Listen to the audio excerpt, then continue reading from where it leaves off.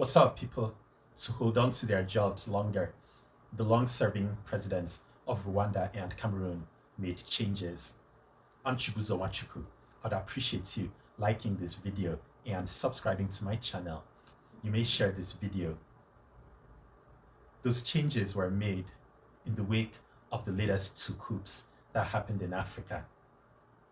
One happened in the last week of July in Niger. Roughly a month later, the other happened in Gabon. President Paul Kagame of Rwanda retired soldiers, promoting newer ones. His Cameroonian counterpart, Paul Biya, made changes in his country's defense ministry. I roll the clips now.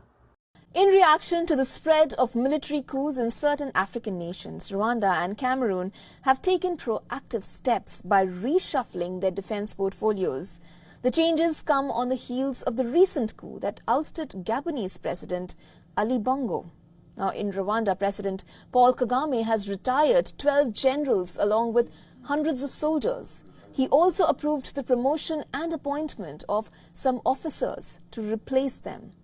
A statement issued by the Rwandan Defense Ministry says that about 678 soldiers retired as their contracts concluded, while 160 others were discharged under medical conditions. Some prominent figures who fought in Rwanda's 1994 war were also discharged from their duties.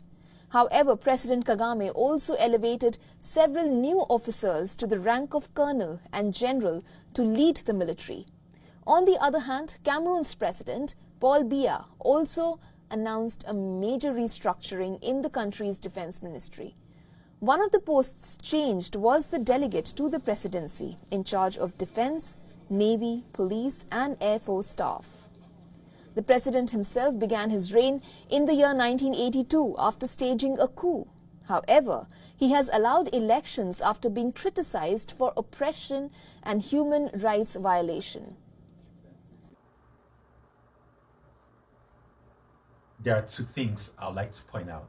I'm not saying that all long-serving leaders are puppets. As a matter of fact, Paul Kagame has done great things for Rwanda and has also condemned officials of the West for the way they conduct themselves. However, presidents should not have the power to make changes to enable to stay in their offices longer. That's wrong and unfair to others. Now, I'll point out the second thing. Yoweri Museveni is another long-serving president. He's the president of Uganda, who would never ditch his country's values for the values of the West, which conflict with his, for money.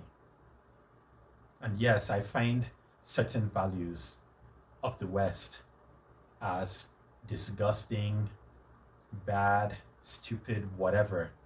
However, African countries can learn a thing or two from the West. Their presidents should be limited to 2 terms of 4 years each, like practiced in the USA. People should not rely too much on somebody just because the person is good. If someone stays in office for a long time, the person may become an expired product before he or she leaves office.